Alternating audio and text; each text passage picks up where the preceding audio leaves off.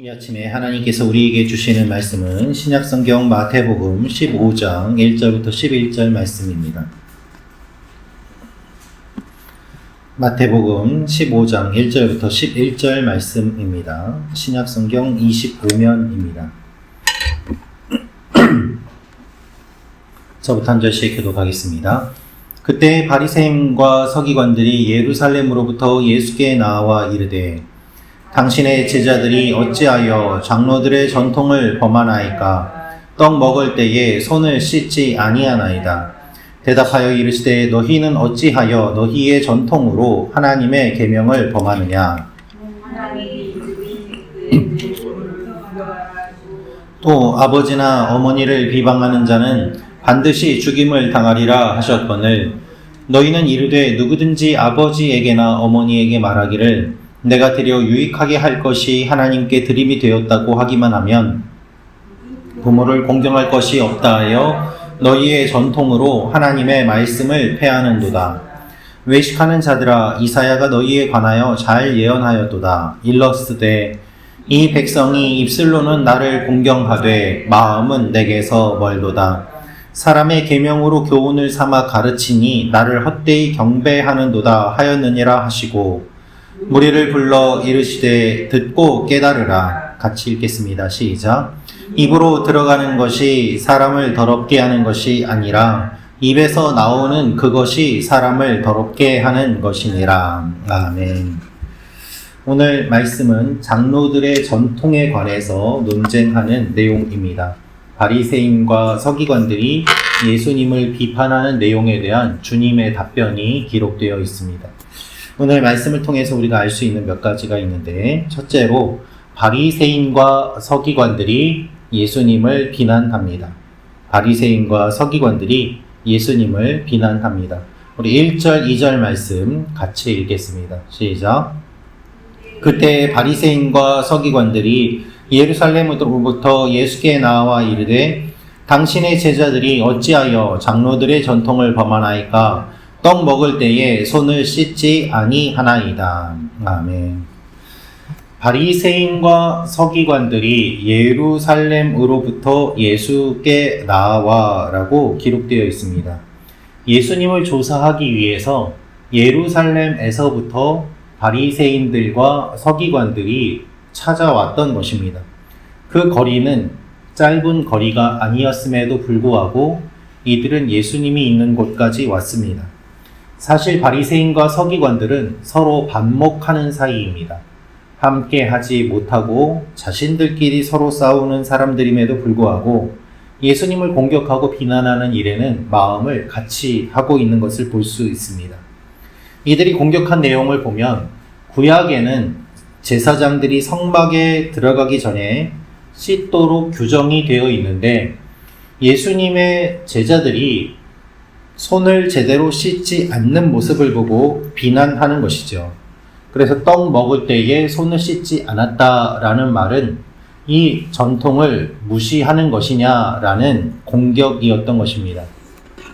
여러분, 그런데 이 성막에 들어가기 전에 손을 씻는 규정은 일상적으로 하나님께서 주신 규정이 아니라 매우 제한되고 특별한 내용으로 주어진 것입니다.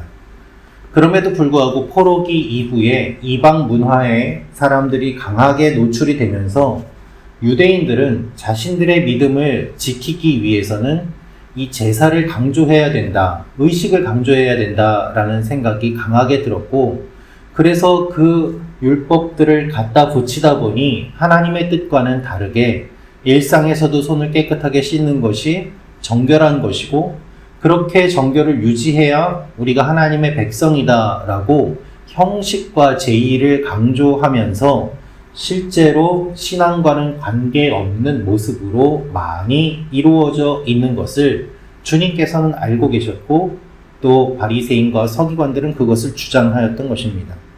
그래서 예수님의 제자들이 빵 먹을 때 손을 씻지 않았다고 비판합니다. 손을 씻지 않고 먹었기 때문에 음식이 부정해지고, 부정한 음식을 먹었기 때문에 너희들도 부정한 사람이 된다라고 이야기를 한 것이죠. 논리적으로 어떻게 보면 그럴듯해 보이지만 실제로 예수님께서 보시기에는 말이 되지 않는 주장이었습니다. 실제로 하나님께서 말씀하신 규례는 그것과는 전혀 다른 것이었고 성경에 그래서 장로들의 전통이라고 말하는 이유가 이것입니다. 하나님의 규례가 아니라 장로들의 전통으로 이들이 만들었다는 것입니다. 그래서 2절을 보면 당신의 제자들이 어찌하여 장로들의 전통을 범하나이까 라고 이야기합니다. 그런데 예수님께서는 무엇이라고 말씀하시는가 하면 너희의 전통으로 하나님의 계명을 범하느냐라고 하면서 너희는 너희의 전통을 하나님의 계명보다 더 중요하게 여기고 있구나라고 예수님이 말씀하십니다. 사람들은 자신들이 만든 규율로 예수님을 비판했습니다. 실제로 하나님의 말씀과는 관계없이 사람들이 만들어낸 많은 것들로 인해서 예수님을 비판하고 또한 하나님의 말씀을 제한하는 모습을 볼 수 있습니다. 수많은 사람들이 병고침을 받고 있는 현장입니다. 예수님이 하나님의 아들임을 보여주고 있는 기적의 현장입니다. 그런데 거기에 와서 고작 바리새인과 서기관들이 공격하는 것이라고는 손 씻지 않고 먹었다는 것 하나입니다. 이것이 정말 하나님께서 원하시는 뜻입니까? 그렇지 않은 것이죠. 여러분, 우리가 하나님 앞에서 이와 같은 모습을 보일 때가 있습니다. 하나님이 우리의 마음을 만지시고 하나님이 내가 기도할 때 나의 가운데 역사하시고 하나님이 내 삶을 주관하실 때 내가 이렇게 기도하면 안 되지. 내가 너무 소리 크게 내서 기도하면 안 되지. 방언으로 기도하면 안 되지. 내가 이렇게 하면 안 되지라고 내가 만들어내고 사람들이 만들어낸 틀에 갇혀서 하나님께서 역사하시는 것들을 제한할 때가 있을 수 있습니다. 우리가 무엇을 더 중요하게 여기고 있는지를 잘 살펴볼 필요가 있습니다. 사람들이 만들어낸 전통을 하나님께서 주신 말씀보다 더 중요하게 여기고 있지는 않습니까? 그래서 하나님이 역사하시는 것을 우리가 제한하거나 방해하고 있지는 않습니까? 이 아침에 기도하면서 하나님 앞에 우리의 모습을 돌아보며 나아가는 시간이 되기를 원합니다. 두 번째로 알 수 있는 것은 예수님은 사람들의 외식을 잘 알고 계십니다. 예수님은 사람들의 외식을 잘 알고 계십니다. 우리 5절부터 7절 말씀 같이 읽도록 하겠습니다. 마태복음 15장 5절부터 7절 말씀 시작. 너희는 이르되 누구든지 아버지에게나 어머니에게 말하기를 내가 드려 유익하게 할 것이 하나님께 드림이 되었다고 하기만 하면 그 부모를 공경할 것이 없다 하여 너희의 전통으로 하나님의 말씀을 폐하는도다. 외식하는 자들아, 이사야가 너희에 관하여 잘 예언하였도다. 일러스되. 예수님은 바리새인과 서기관들에게 이렇게 말씀하십니다. 하나님은 내 부모를 공경하라고 하셨고 누구든지 자기 부모를 저주하는 자는 죽임을 당할 것이다 라고 하셨는데 너희는 오히려 하나님 핑계를 대면서 부모를 공경하지 않는다. 어느 것이 더 옳은 것이냐라고 말씀하시는 것이죠. 너희야말로 전통을 무시하고 있는 것이 아니냐.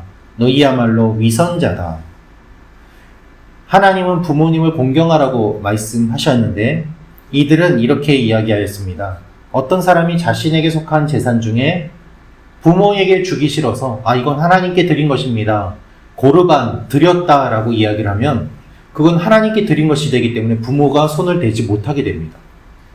그래서 부모님께 마땅히 드려야 되는 것임에도 불구하고 부모님께 주기 싫어서 이건 고르반입니다. 하나님께 드렸습니다. 그러니 손대지 마십시오. 이렇게 만들어낸 전통들이 많았다는 것입니다. 따라서 자녀들이 장로들의 전통을 악용해서 부모에게 마땅히 드려야 되는 것을 드리지 않고 부모를 공경하라는 하나님의 말씀을 어기는 일들이 자주 일어나곤 했습니다. 예수님께서는 이것을 너무나도 잘 아셨기 때문에 바리새인과 서기관들에게 이 말씀을 하십니다. 너희의 전통과 하나님의 말씀이라고 표현을 대조적으로 하시면서 외식하고 있는 이들의 본질에 대해서 분명하게 말씀하시는 것이죠. 여러분, 우리가 당연하게 여기는 것들 중에 실제로는 하나님의 말씀과는 전혀 관계가 없는 것들이 있을 수 있습니다. 많은 종교 지도자들이 억지로 성경을 갖다 대며 자신들의 주장이 옳다고 하지만 그것이 하나님의 말씀에 근거한 것이다 라고 하지만 실제로는 그렇지 않은 경우도 있을 수 있습니다.